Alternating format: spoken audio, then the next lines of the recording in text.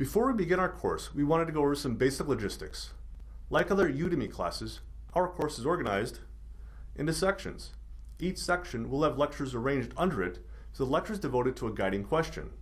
For example, the next 3 lectures are: what is a microcontroller, what is an embedded system, and what is a program. The lectures will typically have a short video, 2 to 10 minutes in length. Pertinent documentation for each lecture will be available as downloadable files. For example, this lecture is documentation providing the details on how to order the laboratory kit and background material on myself and our embedded systems team here at Valparaiso University. Many of the lectures will include action as a prefix to their titles. For example, in this section, we have a lecture called Action: How Do I Get Started? These action lectures in particular will be dedicated to using the Texas Instruments development software and hardware. They will also include the appropriate step-by-step laboratory manuals that we use here at Valparaiso University. For example, here you see the opening page of our Let's Get Started manual. Back when I was working in the semiconductor industry, I saw many companies that developed videos that consisted almost entirely of screencasting. Essentially, you would observe a pre-recorded video of someone else going through the steps that you were trying to study. I've always found screencasting to be an extremely passive and frankly not very interesting way to learn.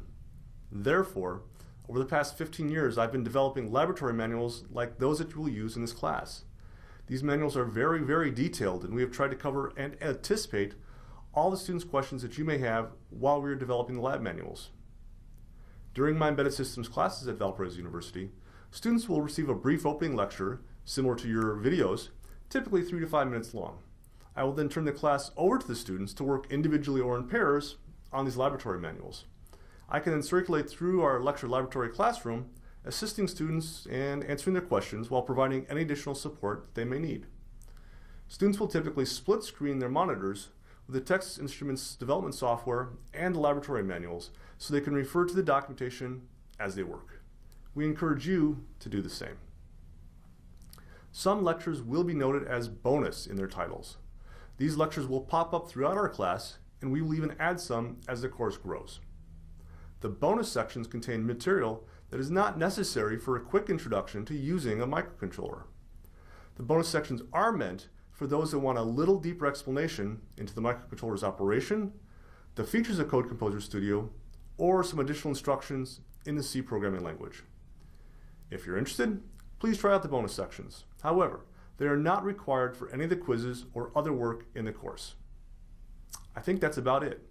But before we let you get started, I have one last thing to tell you. At the end of almost every video, I will ask you to let us know if you have any questions. This is really important to me.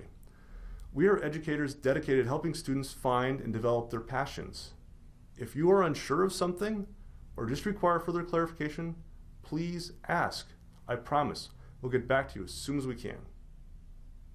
Now, it's up to you. Are you ready? Our next video dives into the question, what is a microcontroller? After that, you're off and running. Don't forget, order your lab kit from TI and Element 14. Again, details for ordering the kit are in this lecture handout. You'll need the kit shortly when we want to download our first program and watch it run. Thanks for watching, and don't forget, when you have a question, we're here when you need us. Thanks for watching.